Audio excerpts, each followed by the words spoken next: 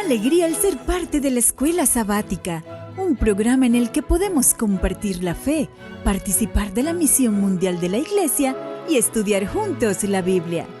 Hope Media Honduras te da la bienvenida a la Escuela Sabática.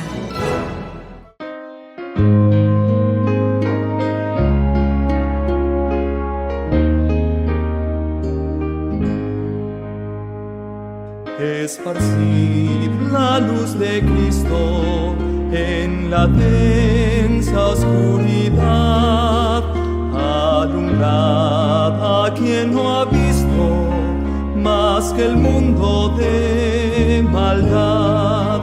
Esparcid la luz de Cristo, dad las nuevas de la cruz, pues hay muchos que no han visto todavía al buen Jesús.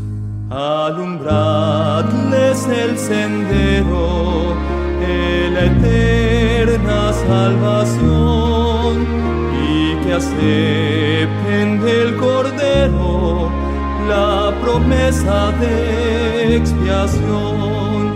Esparcid la luz de Cristo, dad las nuevas de la cruz, pues hay muchos que no han visto todavía al buen Jesús.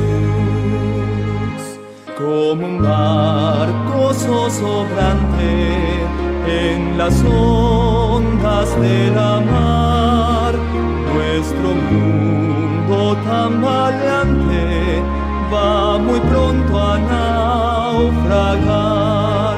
Esparcid la luz de Cristo, dad las nuevas de la cruz, pues hay muchos que no han visto todavía al buen Jesús.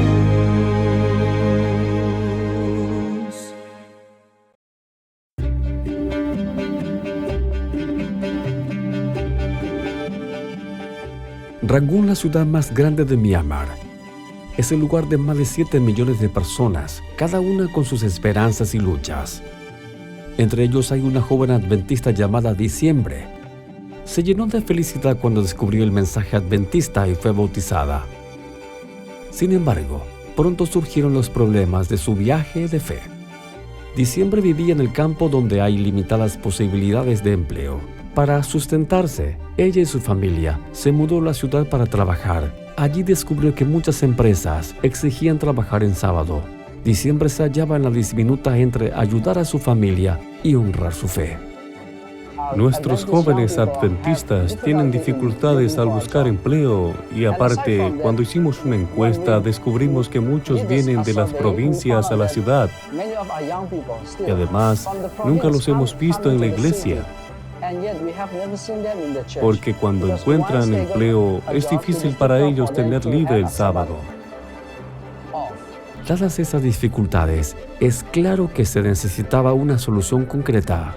Más y más gente está llegando a la ciudad y para nosotros es crucial como iglesia adventista tener un centro que influya e impacte positivamente a la vida y que traiga esperanza a los habitantes a la ciudad de Rangún. Este centro ayudará a los jóvenes a encontrar empleos donde no tengan que trabajar en sábado. Además, el centro capacitará misioneros.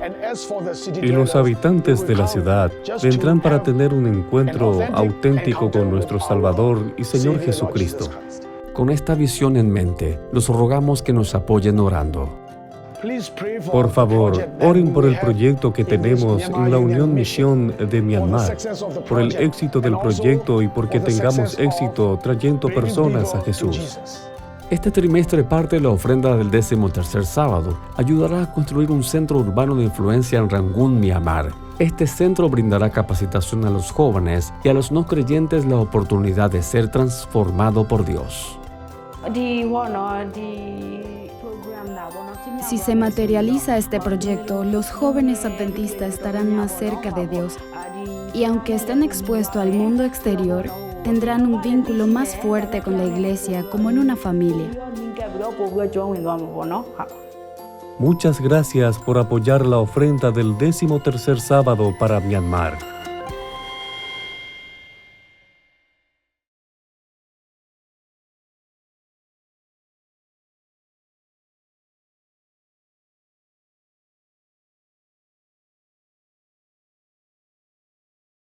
Durante las últimas 2 semanas, estudiamos historias bíblicas y salmos que contenían alusiones a profecías futuras. Sin embargo, estas proyecciones hacia el futuro eran solo percepciones indirectas que nos preparaban para recibir y entender el mensaje de la profecía. Y en esta lección prestaremos atención a las profecías que se refieren explícitamente al tiempo del fin. Debemos recordar que la Biblia no es solo un libro de hermosas historias escrito para nuestro entretenimiento. Tampoco es simplemente un libro de edificación espiritual y moral. Lo que hace que la Biblia sea única es su mensaje de esperanza. Dios salvará al mundo al final de los tiempos. El mensaje de esperanza, por supuesto, está presente en diferentes formas a lo largo de las Escrituras. Pero son particularmente los 2 libros apocalípticos, Daniel y Apocalipsis, los que se centran en el destino final del mundo. Y estos 2 libros están interrelacionados y por lo tanto se consultarán en conexión entre sí. La lección de hoy abarcará primero la línea general de los acontecimientos proféticos, tal como se revela en la profecía de Daniel, sobre la estatua en Daniel 2, ¿recuerdas? Y luego consideraremos los últimos días de la historia humana. Veremos cómo la profecía de Daniel revelará el poder del mal y denunciará su mentalidad, que ya fue exhibida por los reyes de Babilonia en Daniel 3. La profecía alcanzará entonces su cumplimiento en el cuerno pequeño, en los capítulos 7 y 8, y en la bestia de Apocalipsis 13 y 14. Bueno, te invito a buscar en la Biblia para comenzar nuestro estudio en el libro 2 de Timoteo, capítulo 1, versículo 7, y en un momento más regresaré.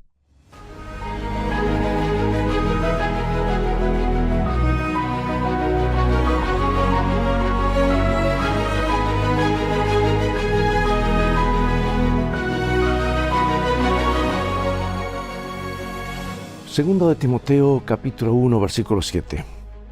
Porque no nos ha dado Dios espíritu de cobardía, sino de poder, de amor y de dominio propio. Hoy estudiaremos otras 2 historias bíblicas que prefiguran los acontecimientos de los últimos días con gran detalle. En primer lugar, examinaremos el relato de Sadrach, Mesach y Abednego, que contienen alusiones evidentes al capítulo 13 de Apocalipsis. Veremos luego la historia de los apóstoles y la experiencia de los primeros cristianos para comprender lo que nos queda aún por delante hasta el regreso de Cristo. Ambos ejemplos, el de los 3 jóvenes hebreos y el de la Iglesia Apostólica, ponen de relieve un valor extraordinario y contienen claves para disfrutar de paz espiritual aún en las circunstancias más difíciles. Jesús dijo una y otra vez cosas como: no temas. ¿Por qué están turbados y suben esos pensamientos a su corazón? Es importante recordar que el centro de la profecía es Cristo y que debemos por ello ser capaces de escuchar ese mismo mensaje del Señor en las escenas proféticas de los momentos finales de la tierra. Como Él dijo a sus discípulos: no se turbe su corazón o tu corazón. Ustedes creen en mí, crean también. Creen en Dios, creen también en mí. Esa hermosa promesa, ¿verdad? De Juan 14. En otras palabras, aunque los eventos de los últimos días serán difíciles para quienes decidan permanecer fieles a Dios, debemos verlos con esperanza, no con temor. Bueno, vayamos a la profecía que aparece en Daniel 2, que es una de las más poderosas de las Escrituras. Porque casi 6 siglos antes de Cristo, el profeta expone la historia del mundo desde la época de Babilonia y a través de Persia, Grecia, Roma, hasta la fragmentación de esta en lo que hoy son las naciones modernas de Europa. De hecho, la profecía dijo de estas naciones europeas que se mezclarían por medio de casamientos, pero no se unirían la una con la otra, así como el hierro no se mezcla con la arcilla. Y esta predicción se ha cumplido asombrosamente, es decir, a pesar de todo tipo de alianzas matrimoniales entre estas naciones, siguen divididas. Por ejemplo, la monarquía británica se llama Casa de Windsor, un nombre inglés. Sin embargo, esa designación es relativamente reciente, ya que data del año 1917, porque antes de eso la familia se llamaba Casa de Saxe-Coburg y Gotha, un nombre claramente alemán. pues muchos miembros de la realeza británica, al mezclarse por medio de casamientos, eran parientes consanguíneos de los alemanes. Sin embargo, esos lazos de sangre no bastaron para mantenerlos alejados de la guerra, ya que durante la Primera Guerra Mundial, en un intento de desvincularse de sus odiados enemigos, cambiaron su nombre por el de Casa de Windsor. Ahora veamos cuál es el sueño de Nabucodonosor y cómo lo interpretó Daniel. Vamos a Daniel 2:31 en adelante, y dice así: Tú, oh rey, veías, y aquí una gran imagen. Esta imagen, que era muy grande y cuya gloria era muy sublime, estaba en pie delante de ti, y su aspecto era terrible. La cabeza de esta imagen era de oro fino, su pecho y sus brazos de plata, su vientre y sus muslos de bronce, sus piernas de hierro, sus pies en parte de hierro y en parte de barro cocido. Estabas mirando hasta que una piedra fue cortada, no con mano, e hirió a la imagen en sus pies de hierro y de barro cocido, y los desmenuzó. Entonces fueron desmenuzados también el hierro y el barro cocido, el bronce, la plata y el oro, y fueron como tamo de las eras del verano, y se los llevó el viento sin que de ellos quedara rastro alguno. Mas la piedra que hirió a la imagen, que fue hecha un gran monte que llenó toda la tierra. Este es el sueño, también la interpretación de él diremos en presencia del rey. Tú, rey, eres rey de reyes, porque el Dios del cielo te ha dado reino, poder, fuerza y majestad. Y donde quiera que habitan los hijos de hombres, bestia del campo y aves del cielo, Él los ha entregado en tu mano y te ha dado el dominio sobre todo. Tú eres aquella cabeza de oro. Y después de ti se levantará otro reino inferior al tuyo, y luego un tercer reino de bronce, el cual dominará sobre toda la tierra. Y el cuarto reino será fuerte como hierro, y como el hierro desmenuza y rompe todas las cosas, desmenuzará y quebrantará todo. Y lo que viste de los pies y los dedos en parte de barro cocido al alfarero y en parte de hierro, será un reino dividido, mas habrá en él algo de la fuerza del hierro, así como viste hierro mezclado con barro cocido. Y por ser los dedos de los pies en parte de hierro y en parte de barro cocido, el reino será en parte fuerte y en parte frágil.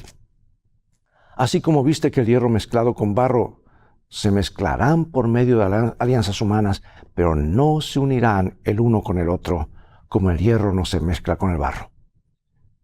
Y en los días de estos reyes, el Dios del cielo levantará un reino que no será jamás destruido, ni será el reino dejado a otro pueblo. Desmenuzará y consumirá a todos estos reinos, pero él permanecerá para siempre, de la manera que viste que del monte fue cortada una piedra, no con mano, la cual desmenuzó el hierro, el bronce, el barro, la plata y el oro. El gran Dios ha mostrado al rey lo que ha de acontecer en lo porvenir, y el sueño es verdadero y fiel su interpretación. Bueno, varios versículos, pero aquí está la historia, nuestra historia de este planeta, básicamente, hasta el tiempo del fin. Una secuencia de un imperio mundial tras otro hasta que Dios establece su reino eterno. En otras palabras, estas profecías anunciaban una serie ininterrumpida de imperios desde la antigüedad hasta el fin de la historia, incluyendo nuestros días. No habrá un próximo imperio universal, por más que lo intenten. Y este enfoque o interpretación historicista de las profecías surge de los textos mismos y es crucial para comprender los acontecimientos de los últimos días, particularmente los descritos en Apocalipsis. Por eso pregunto, amados, ¿cómo demuestra Daniel 2 que Dios no solo conoce el futuro, sino que también tiene en última instancia el control en él? La atención que Nabucodonosor prestó a Daniel y a su Dios en el principio, cuando estaba aún impresionado por lo que se le reveló, no duró mucho, porque el rey subrayó su desafío al mensaje de Dios al construir una estatua que estaba hecha solo de oro. ¿Y cuál era su mensaje? Que Babilonia nunca caería y que Nabucodonosor siempre sería rey. Y este es el sueño de muchos gobernantes en nuestros días. Quien quiera que se atreva a desafiar esa idea sería ejecutado. Y esto sirve como un poderoso recordatorio de que nuestro deseo humano de autodeterminación puede cegarnos e impedir que aceptemos la verdad acerca de cómo se desarrollará el gran conflicto. Nabucodonosor se asemeja en algunos aspectos a Lucifer, ya que era ambicioso, engreído, orgulloso, como para rebelarse abiertamente contra la autoridad de Dios. En otros aspectos, por supuesto, hay marcadas diferencias. Nabucodonosor aceptó finalmente al Dios verdadero Y es probable que lo encontremos en el reino que tanto desafió. Dice Daniel 3. He aquí nuestro Dios a quien servimos puede librarnos del horno de fuego ardiendo, y de tu mano, oh rey, nos librará. Y si no sepas, oh rey, que no serviremos a tus dioses, ni tampoco adoraremos la estatua que has levantado. Las desafiantes palabras dirigidas por los 3 jóvenes hebreos al rey. ¿Qué nos enseña esto?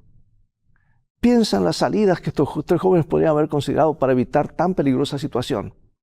¿No sería acaso una muestra de fanatismo dejarse quemar vivos por no ofrecer una simple reverencia? ¿No podrían haber fingido inclinándose para ajustar su calzado mientras oraban a Dios? ¿Valía la pena realmente lo que les esperaba? Pensaban, obviamente que sí, aunque lo que dijeron mostraba que eran conscientes de que era muy probable que morirían. Por eso pregunto, ¿cómo podemos evitar las racionalizaciones que comprometen nuestra fe? ¿Qué dice el siguiente texto acerca de una tentación similar? Dice, el que es fiel en lo muy poco, también en lo más será fiel. Y en el que lo muy poco es injusto, también en lo más será injusto. Hace tiempo que los estudiosos de la Biblia ven la conexión entre Daniel 3 y lo que Apocalipsis enseña acerca de los eventos finales. Y efectivamente la orden de adorar a la imagen o morir refleja lo que el Apocalipsis enseña acerca de la orden de rendir culto a una imagen so pena de muerte. Dice Apocalipsis que se le permitió infundir aliento a la imagen de la primera bestia para que la imagen pudiera hablar y dar muerte a todo el que no adorase a la imagen de la bestia. Y aquí tenemos Apocalipsis capítulo 13, versículo 11 al 17. Después vi otra bestia que subía de la tierra y tenía 2 cuernos semejantes a los de un cordero, pero hablaba como un dragón. Y se le permitió infundir aliento a la imagen de la bestia para que la imagen hablase y hiciese matar a todo el que no la adorase.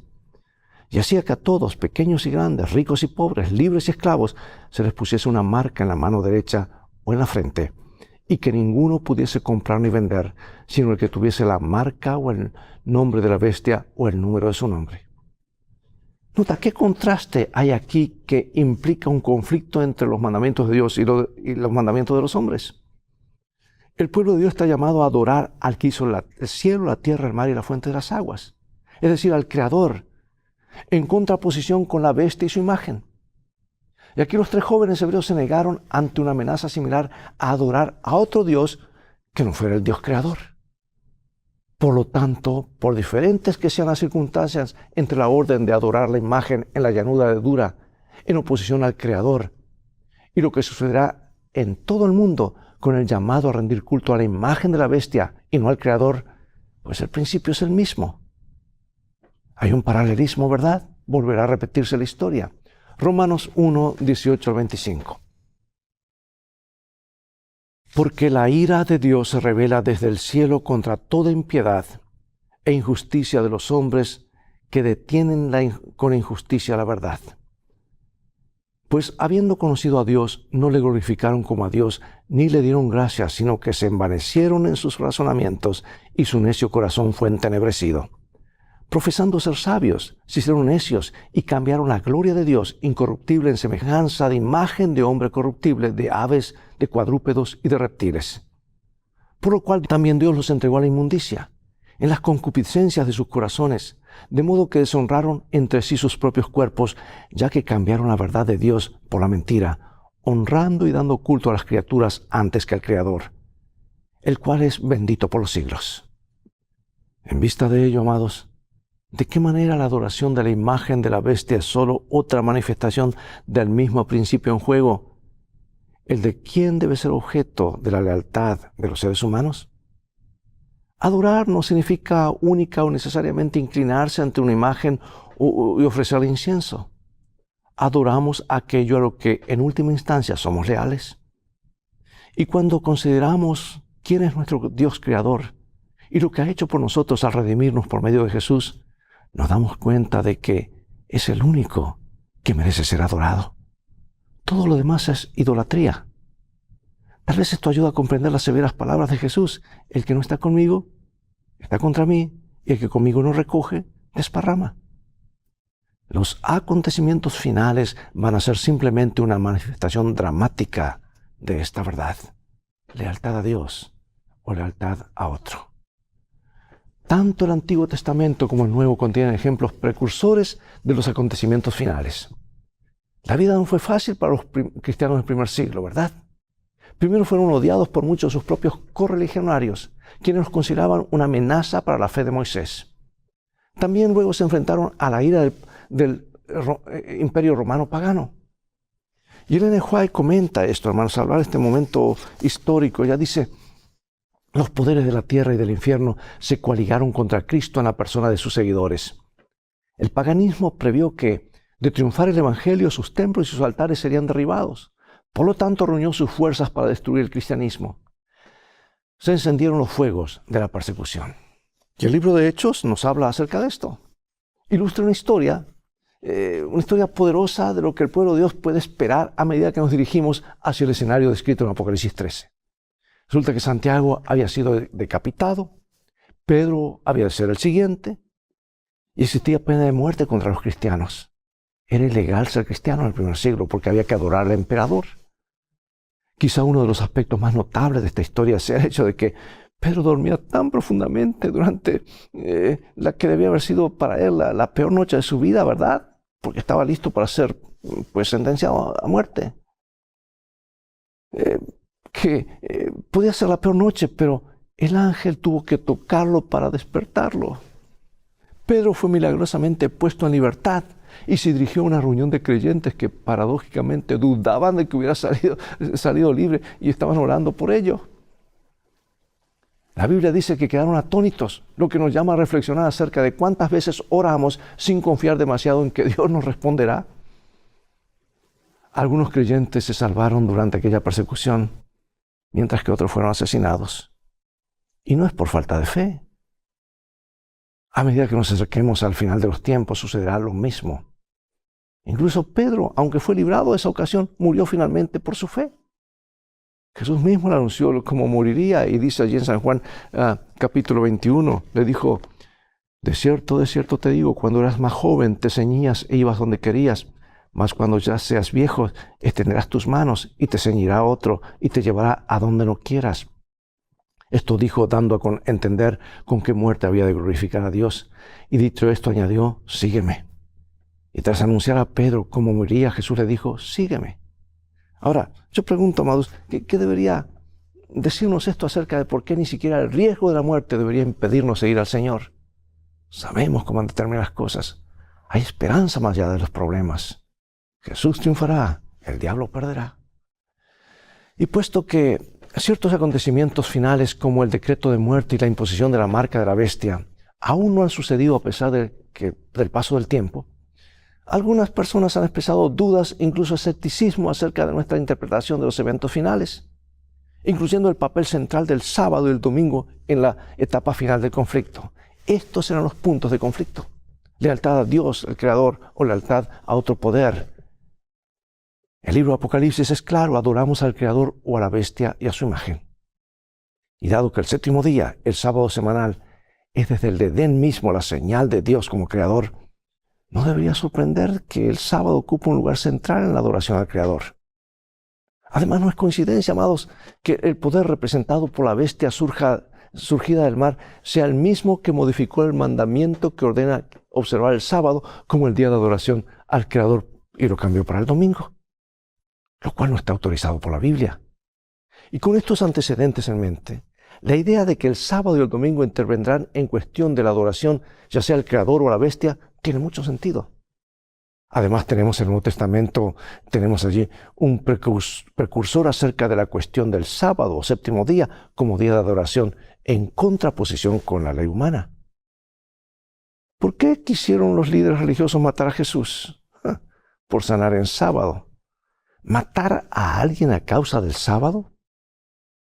En Juan 5, después de otra curación milagrosa realizada en el séptimo día, los líderes dicen que perseguían a Jesús y procuraban matarlo porque hacía estas cosas en sábado.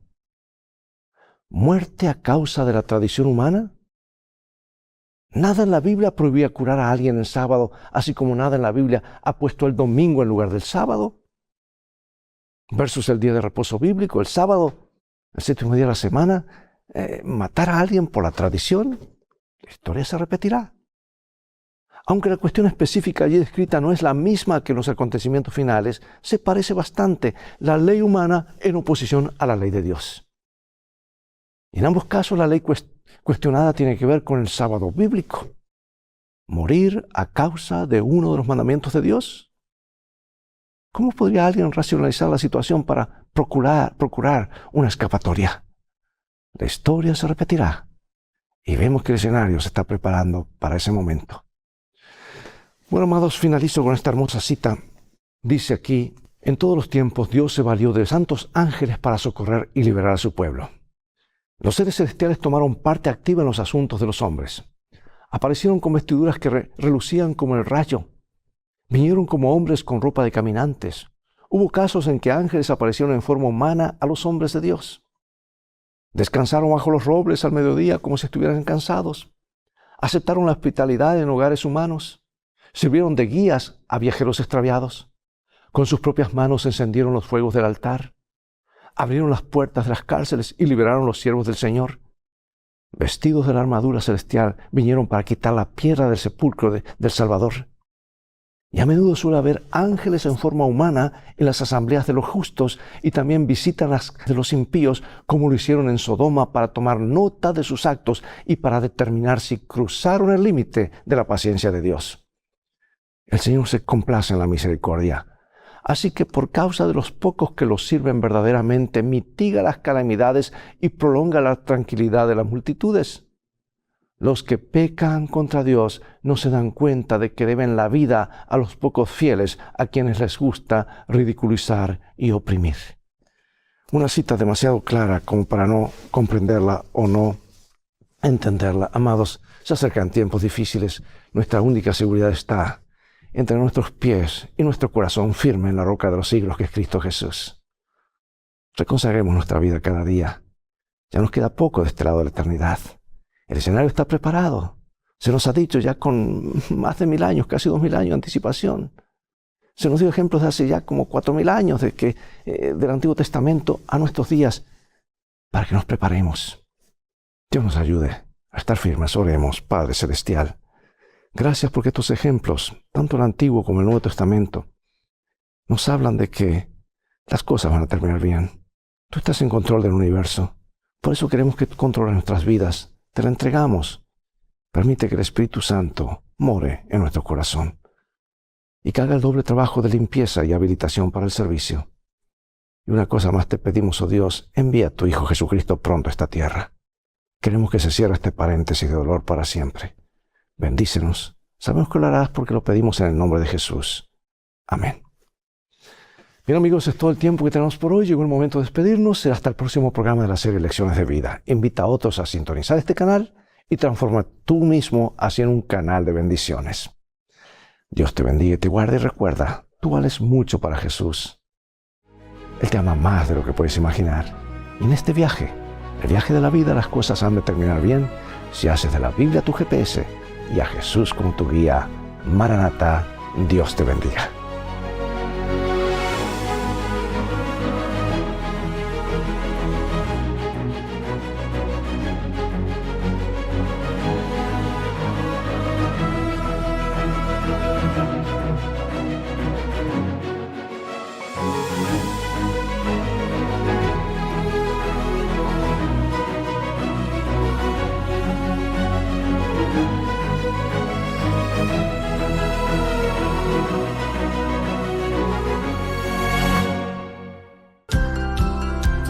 Sigue en sintonía de Hope Media Honduras, llevando esperanza.